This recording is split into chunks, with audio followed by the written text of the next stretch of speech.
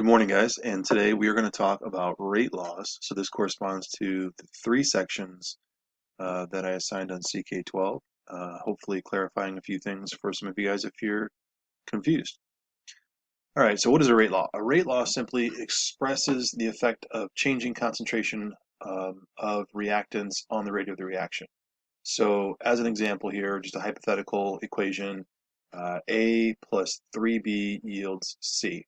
I just threw a coefficient of 3 in there just at random because, of course, sometimes you're going to have some coefficients. And let's say you get the rate law R equals K times A to the second times B. And we're always multiplying these, by the way. So what does that mean? Well, if you wanted to increase the rate of the reaction, which of these two ingredients, A or B, would it be most beneficial to add? So you should have said A because whatever concentration you have of A gets squared. So increasing it is going to have a bigger impact on the overall rate of the reaction. And we're going to talk about why that is later on. But for right now, you just have to know what the rate law means. And then in a second, we'll talk about how to get a rate law from the data. And I also wanted to talk briefly about this K value. K is the rate constant. And so it's just a number that completes the expression, it completes the statement, makes it true. And it's not at all unlike the K that we had in Boyle's law or Charles' law, where we said volume is proportional to temperature, so therefore volume is equal to some constant number times temperature. So that's what K does for us here as well. It just provides a number that allows a proportionally true statement or a proportionality to become an equation that we can actually solve for a rate. Now that number is going to change from equation to equation, from rate law to rate law, and you will be asked to calculate it from time to time. All right, so let's take a look at an example that they gave you in the CK12 reading. So you have this reaction, nitrogen monoxide reacting with hydrogen to give us nitrogen and water. And it gives you this data.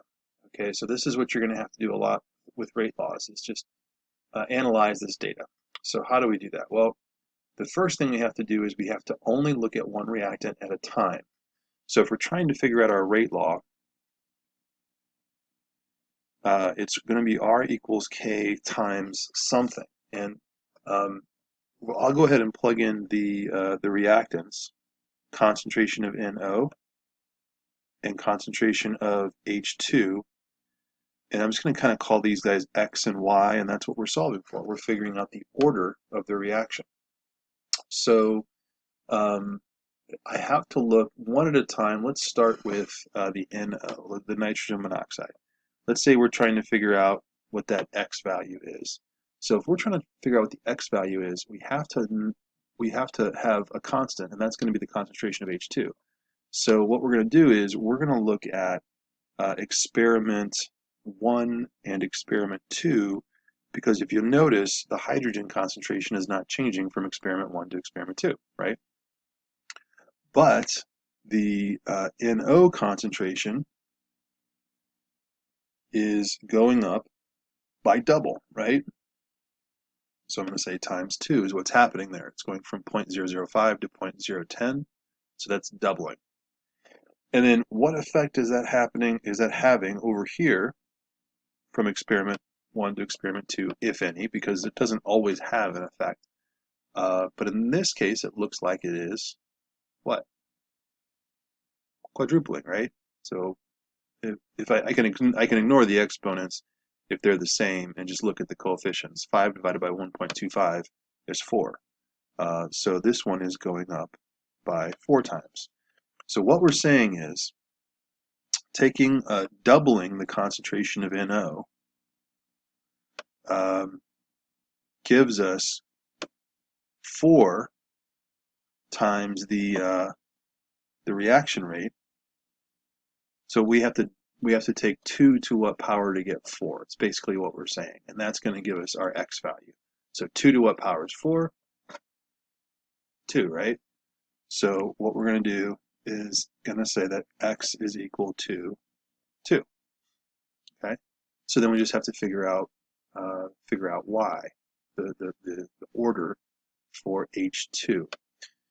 And let me get rid of all this mess. So let's take a look at a couple of different reactions, because this time the NO has to be held constant, and it looks like it is from reaction 2 to reaction 3.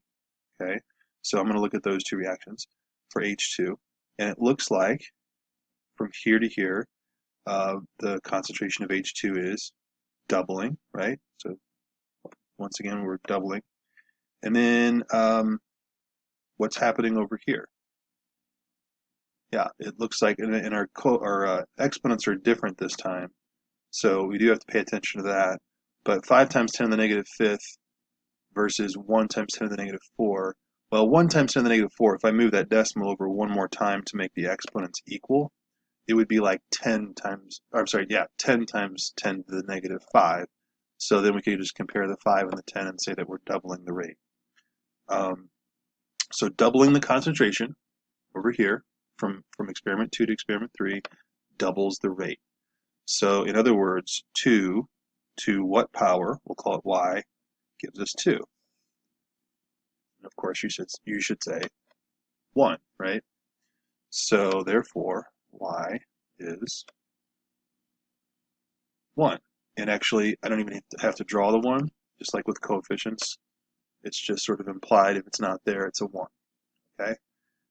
Let's say I asked you to also find. Oh, I'm sorry. Let me back up for just a second. A little bit of terminology that was mentioned in the CK12 reading is reaction order, and so it talked about reaction being first order, second order. What does all that mean? Well, when we look at a rate law is just sort of a mathematical way of saying what the reaction order is for each reactant as well as overall. And so what we would say for this one is this reaction is second order with respect to NO. Okay, meaning that that essentially there's an exponent of 2 on the NO. So doubling NO would quadruple the reaction rate. Tripling NO would take it to the 9th power. I'm sorry, not to the 9th power, but it would increase the reaction rate 9 times because 3 to the 2nd power is 9. So the reaction is second order with respect to nitrogen monoxide. You could also say from this rate law that the reaction is first order, because there's an implied 1 up here, with respect to hydrogen.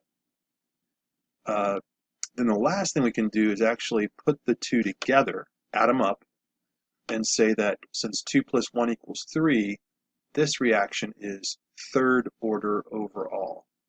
So it's just basically adding up your exponents. And that can be helpful sometimes and other times not really.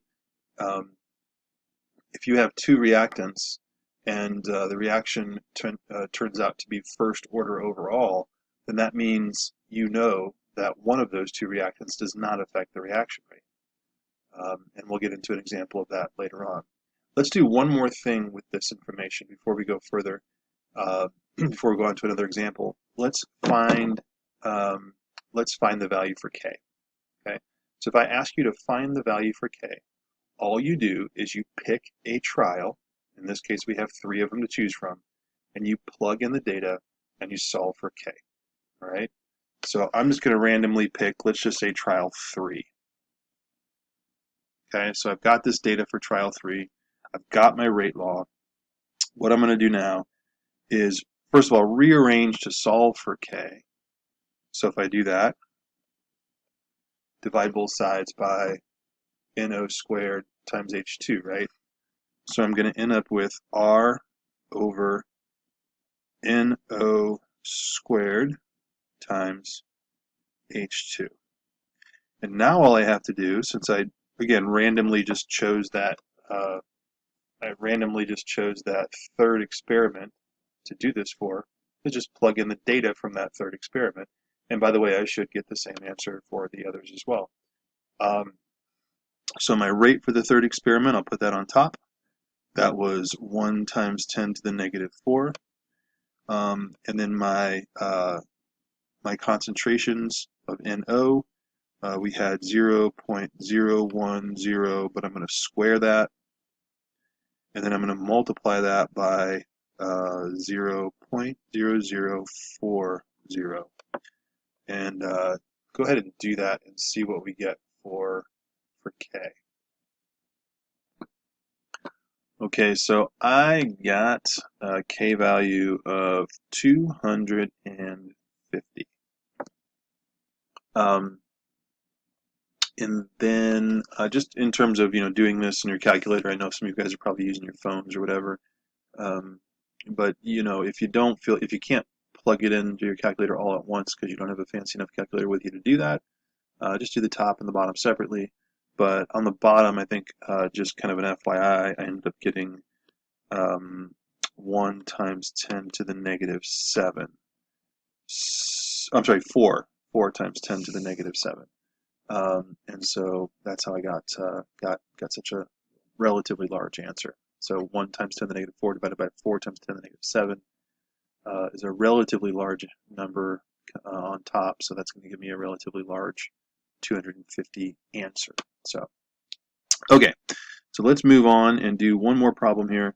It says determine the rate law for the reaction below, include the value for K, and then after that we're going to predict the rate of reaction given these certain concentrations. Okay, so let's first of all just define this reaction as very simply A plus B plus C yields D. It doesn't really matter what the product is. We have 3 reactants this time though, so let's see what happens here. Okay, so let's just kind of go through one at a time and see if we can write the rate law. So I'm gonna come down here and say R equals K times A times B times C, and let's see what our exponents end up being here. Okay, so for A, we have to find an experiment where both B and C are staying constant. Now there is a little bit of an issue with this data, and that is that B is never staying constant. All right, well let's look at that. So if B is never staying constant, that kind of makes it look like an impossible problem. But it doesn't take long to look at this and realize that if I compare experiment 1 to experiment 2, the other 2 reactants, A and C, are being held constant and B is not. And yet the reaction rate is staying the same. And so what that actually means is increase in the concentration of B from 0.2 to 0.3 had no effect on the reaction rate, which means that B has no effect on the reaction rate. And so in terms of the rate law, B can actually kind of be left out, because what you would say is the reaction is basically 0 order with respect to B, meaning that it has no impact on the reaction rate whatsoever. Because anything to the 0 power is just going to be 1, right? So when we're multiplying, having that 1 in there doesn't really matter. So I'm going to go ahead and just kind of do that and say that B doesn't matter. I'm also going to do the same thing with the data, because yes, B is changing every time, but that doesn't apparently matter. So we're just going to, we've just eliminated one of our reactants, and now we can focus on A and C. Okay, so let's take a look at A, where A is changing and B is staying constant. So it looks like from reaction, let me highlight it here, from reaction, we'll call it 2 to 3, it looks like A is tripling while C is being held constant. Okay, so I'm going to say this is times 3, right, from here to here. So the question is, what is this? All right, and you got to be very careful to look at these exponents. So essentially what we have here is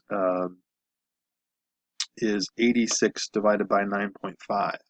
Or you could put the whole number in your calculator with the scientific notation, but the 10 to the negative 4 just makes that exponent 10 times larger than 10 to the negative 5. So it's 86 divided by 9.5. All right, so that gives me really close to 9 times greater reaction rate. So if the reaction rate is 9 times greater by tripling the concentration, so that means 3 to what power equals 9, right? And so you would say 2, right? Sorry, I did that kind of behind myself there. So 3 to what power is 9? It's 2. So that means that in my rate law, I can say it's a squared. And then what about c? Okay, well let's take a look at another set of reactions and changing c and see what that does. It looks like I could take let's say reaction. We don't want to do the last two because A is changing as well. So I wouldn't want to do reaction 3 and reaction 4 because while C is tripling, A is changing also, and so that would be invalid. So maybe, what do you guys think? Which if I label these reactions 1, 2, 3, and 4, which two reactions do I want to look at to find the rate law for C?